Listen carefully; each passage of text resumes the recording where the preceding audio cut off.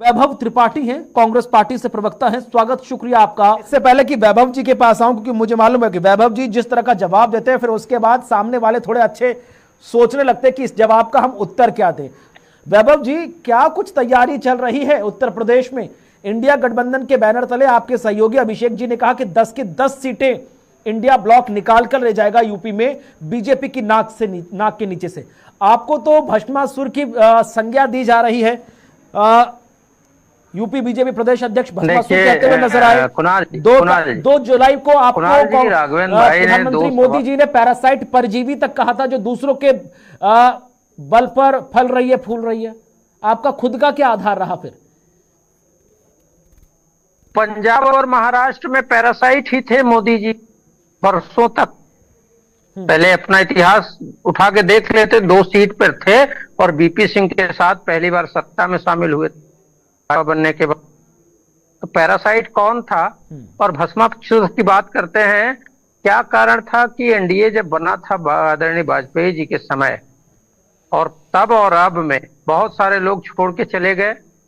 इन्होंने शिवसेना को तोड़ दी, उस बाला साहब ठाकरे को की पार्टी को, और उसकी पहचान तक छीन ली उनके बेटे से, जिन्होंने मोदी जी को आगे बढ़ाया था। तो भस्मासुर उसे ही कहते हैं। आदरणीय मोदी जी को ये शायद भूपेंद्र चौधरी जी बताना चाह रहे थे।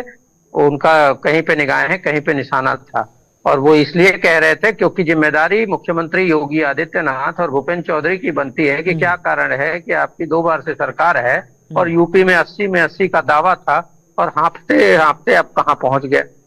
दूसरी चीज, राघवन जी जो बात कह रहे थे, राघवन जी, क्या यूपी की जनता बेवकूफ है जो लोग बोलेंगे और भूल जाएंगे? यूपी की जनता इतनी समझदार है कि उसने आपको औकात बताई कि आपकी तानाशाही नहीं चलने देंगे।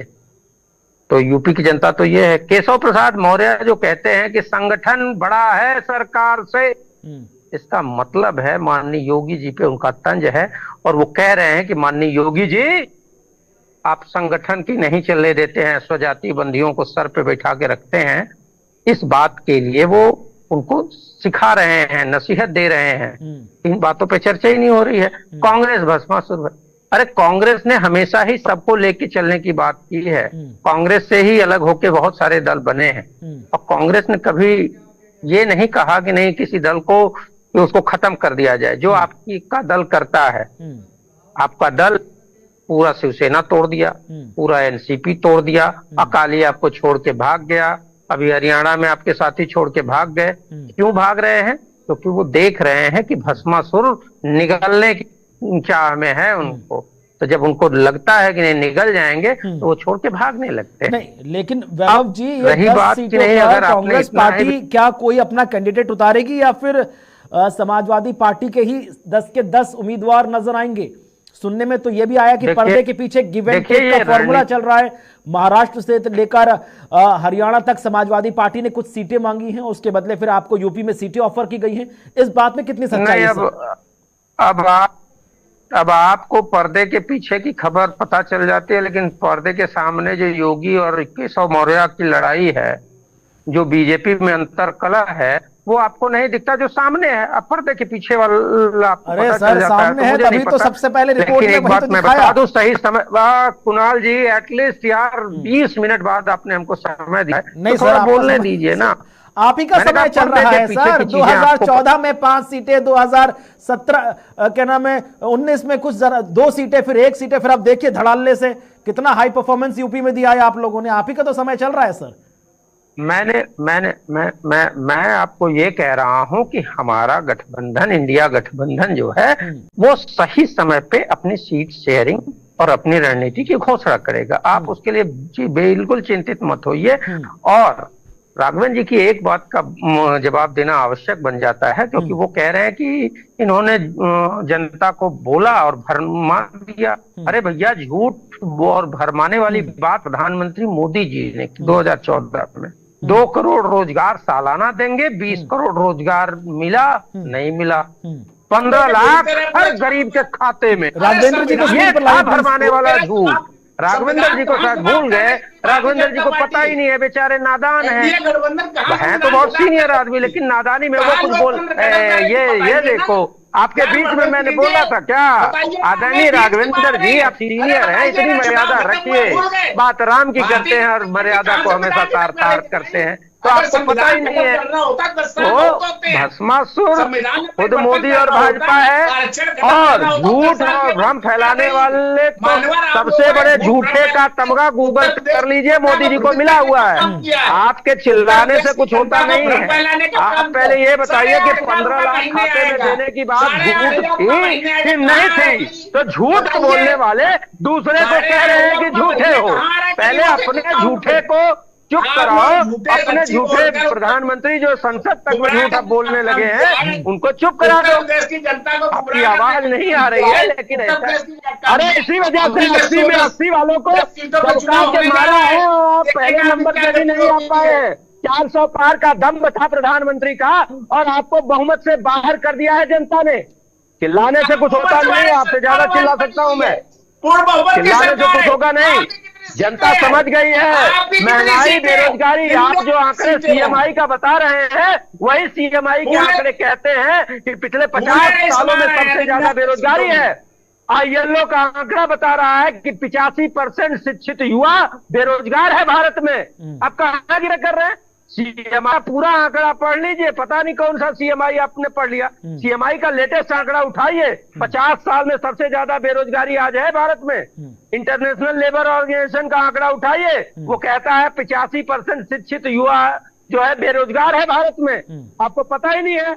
भारतीय जनता पार्टी की सरकार में दलितों का उत्पीड़न हो रहा है, युवाओं को बेरोजगार करके उनके ऊपर लाठियां भागी जा रही है। लेकिन वैभव जी ये तो मानना पड़ेगा ना आपको कि जनता अभी भी अपोजिशन को ऑप्शन के तौर पर नहीं देख रही है। वजह की बातें न करिए। नहीं ठीक है वैभव जी, आपको लग रहा है कि अब जनता अपोजिशन को ऑप्शन के तौर पर देख रही है?